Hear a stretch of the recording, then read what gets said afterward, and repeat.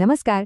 આજે આપણે જે વાત કરવાના છીએ ને એ કોઈ ધાર્મિક માન્યતાની વાત નથી, પણ હા, એકદમ લોજિકલ, એકદમ વૈજ્ઞાનિક રીતે આપણે પોતે શું છીએ એ સમજવાનો એક પ્રયત્ન છે. આપણે એવા 6 મૂળભૂત સિદ્ધાંતો વિશે જાણીશું જે જીવનને જોવાનો આપણો આખો દૃષ્ટિકોણ જ બદલી શકે છે. વિચારવા જેવો સવાલ છે નહીં? આપણા બધાના મનમાં ક્યારેક ને ક્યારેક તો આ સવાલ ઉઠે જ છે. આ જ 6 સિદ્ધાંતો બસ આ જ મોટા સવાલનું એકદમ સ્ટેપ બાય સ્ટેપ અને તર્કબદ્ધ જવાબ આપવાની કોશિશ કરે છે. તો ચાલો આમાં થોડા ઊંડા ઉતરીએ. ઓકે, તો આપણી આખી વાતચીત 4 ભાગમાં થશે. સૌથી પહેલાં આપણે સમજીશું કે આત્મા છે કે નહીં, પછી જોઈશું કે આ કર્મોનું બંધન શું છે, એ પછી તેમાંથી બહાર નીકળવાનો કોઈ રસ્તો છે કે કેમ એની વાત કરીશું, અને છેલ્લે આ બધી વાતોને આપણા ડેલી લાઈફમાં કેવી રીતે કામમાં લેવી એ પણ જોઈશું. ચાલો તો શરૂઆત કરીએ આપણા પહેલા અને સૌથી પાયાના સવાલથી. આખી વાતનો આધાર આના પર જ છે. આપણી સાચી ઓળખાણ શું છે? આપણે ખરેખર કોણ છીએ? તો પહેલો સિદ્ધાંત એકદમ સ્પષ્ટ છે. આત્મા છે. હવે ઘણાને એવું થાય કે જે વસ્તુ દેખાતી નથી એને માનવી કઈ રીતે? પણ જરા વિચારો, હવા દેખાય છે? નથી દેખાતી, છતાં પણ માનીએ છીએ ને કે એ છે. બસ એવી જ રીતે આત્માના અસ્તિત્વને પણ તર્કથી સાબિત કરી શકાય છે. હવે આ જુઓ, આત્મા અને શરીરમાં મૂળ ફરક શું છે? મસ્ત ઉદાહરણ છે. આપણું શરીર છે ને એ કમ્પ્યુટરના હાર્ડવેર જેવું છે, જડ, એની જાતે કશું ના કરી શકે. પણ આત્મા? એ તો સોફ્ટવેર પણ છે અને એ સોફ્ટવેરને વાપરનાર યુઝર પણ છે.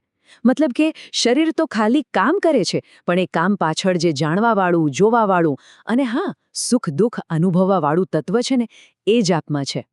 આ વાક્યમાં જ આખી વાત આવી ગઈ. જે શંકા કરી રહ્યું છે, જે વિચારી રહ્યું છે, એ કોણ છે? એ જ તો ચેતના છે, એ જ આત્મા છે. શંકા પોતે જ એ વાતની સાબિતી છે કે શંકા કરનાર કોઈક તો છે જ. શું કહેવું છે? એકદમ લોજિકલ છે ને?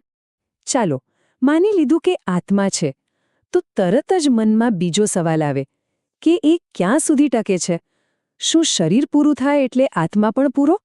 ચાલો જોઈએ કે આગળનો સિદ્ધાંત આના વિશે શું કહે છે. અને આ છે બીજો સિદ્ધાંત. આત્મા કાયમ છે, એનો ક્યારેય નાશ નથી થતો. વિજ્ઞાનનો એક નિયમ છે ને, law of conservation of energy, કે ઊર્જાનો નાશ નથી થતો, ખાલી એનું સ્વરૂપ બદલાય છે. બસ આત્મા પણ એક ચેતનારૂપી ઊર્જા જ છે. એ ક્યારેય મરતો નથી, બસ એક શરીરમાંથી બીજા શરીરમાં જાય છે. જેમ આપણે જૂના કપડાં કાઢીને નવા પહેરીએ છીએ, બસ એ જ રીતે. સારું, તો અત્યાર સુધીમાં આપણે એ સમજ્યા કે આત્મા છે અને તે કાયમ છે. તો પછી આ સુખ દુઃખ, સારા ખરાબ સંજોગો, આ બધું શું છે? આત્માની આ આખી મુસાફરીને કઈ વસ્તુ કંટ્રોલ કરે છે?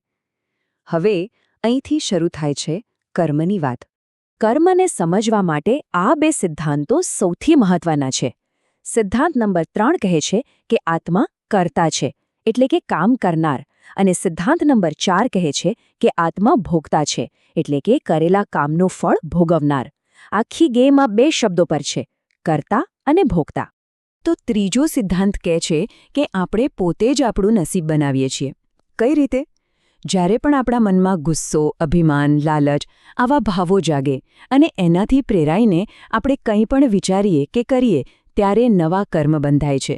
એટલે સમજવા જેવી વાત એ છે કે ખાલી બહારના કામથી જ નહીં, પણ આપણા અંદરના ઈરાદા અને ભાવોથી આપણું ભવિષ્ય ઘડાય છે. અને આ છે કુદરતનો ન્યાય. જેણે જેવું કર્યું છે એણે એવું જ ભોગવવાનું છે. કોઈ બીજું આવીને આપણને સજા કે ઇનામ નથી આપતું. આ તો એકદમ ઓટોમેટિક સિસ્ટમ છે. એકદમ સિમ્પલ ઉદાહરણ, જે સ્ટુડન્ટ મહેનત કરે છે એને સારું રિઝલ્ટ મળે છે. આમાં કોઈ બીજું કંઈ નથી કરતું, એ એની મહેનતનું જ ફળ છે. બસ જીવનમાં પણ એવું જ છે. તો હવે વાત એમ થઈ કે આપણે જ કર્મ બાંધીએ છીએ અને આપણે જ એનું ફળ ભોગવીએ છીએ, અને આ ચક્કરમાં આપણે ફર્યા કરીએ છીએ. તો સવાલ એ થાય કે શું આમાંથી બહાર નીકળવાનો કોઈ રસ્તો છે? ચાલો હવે આપણે સૌથી આશાસ્પદ ભાગ તરફ જઈએ. તો એ રસ્તો આપણને લઈ જાય છે મોક્ષ તરફ. મોક્ષ એટલે કોઈ સ્વર્ગ કે કોઈ બીજી દુનિયા નહીં.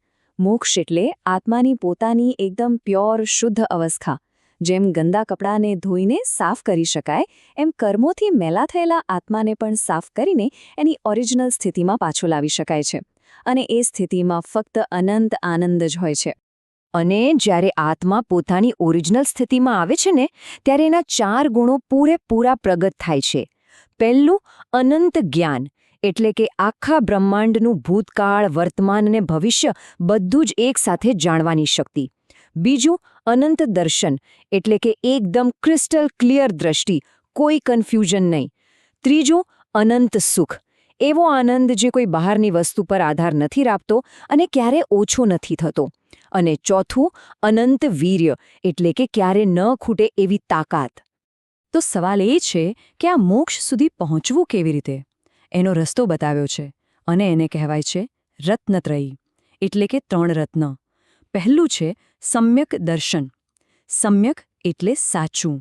તો પહેલું કામ છે સાચી શ્રદ્ધા કેળવવી, એ વિશ્વાસ કે હું આત્મા છું. બીજું છે સમ્યક જ્ઞાન, એટલે કે ખાલી શ્રદ્ધા નહીં પણ પાક્કું નોલેજ, કે આત્મા શું છે અને શરીર શું છે એનો ભેદ બરાબર સમજવો. અને છેલ્લે ત્રીજું, સમ્યક ચારિત્ર્ય, મતલબ કે જે સમજ્યા એને જીવનમાં ઉતારવું, ખોટી પ્રવૃત્તિઓ છોડીને પોતાના આત્મામાં સ્થિર થવાનો પ્રયત્ન કરવો. બસ આ 3 સ્ટેપ્સ. ઓકે, તો આ બધી ઊંડી વાતો થઈ. પણ હવે સૌથી અગત્યનો સવાલ, આ બધું જ્ઞાન આપણી રોજિંદી જિંદગીમાં, આપણા પ્રોબ્લેમ્સમાં કઈ રીતે કામ આવે?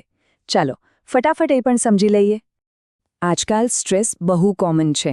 જ્યારે એક્ઝામમાં ફેલ થઈએ, બ્રેકઅપ થાય કે જોબમાં પ્રોબ્લેમ થાય, ત્યારે જો આપણને યાદ આવે કે હું તો શાશ્વત આત્મા છું, આ તો ખાલી એક નાનકડી ઘટના છે, આનાથી મારું અસ્તિત્વ ખતમ નથી થઈ જતું, તો આ એક વિચાર જ આપણને ઊંડી નિરાશામાં જતા બચાવી શકે છે. ઘણીવાર આપણને કંઈક ખોટું કરવાનું મન થાય, લાલચ જાગે, ત્યારે જો પેલો ચોથો સિદ્ધાંત યાદ આવે કે હું ભોગતા છું, તો આપણને તરત જ ખ્યાલ આવે કે ભલે અત્યારે કોઈ જોતું નથી, પણ આનું પરિણામ તો મારે જ ભોગવવાનું છે. આ સમજ આપણને આપોઆપ સાચા રસ્તે રાખે છે. અને આ ફિલોસોફી સોસાયટી માટે પણ બહુ ઉપયોગી છે.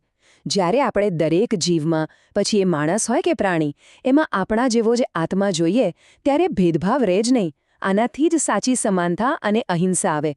અને અહિંસા એટલે ખાલી કોઈને મારવું નહીં એટલું જ નહીં, પણ ખરાબ બોલવું, ખરાબ વિચારવું કે પછી સોશિયલ મીડિયા પર નફરત ફેલાવવી, એ બધું પણ હિંસા જ છે. તો આટલી બધી તર્કબદ્ધ વાતચીત પછી આપણે ફરીથી એ જ મૂળ સવાલ પર પાછા ફરીએ. આ બધું સમજ્યા પછી શું લાગે છે, સાચું ટકી રહે એવું સુખ આખરે ક્યાં હશે? અને અંતે આ એક સવાલ હું આપ સૌ માટે છોડી જાઉં છું.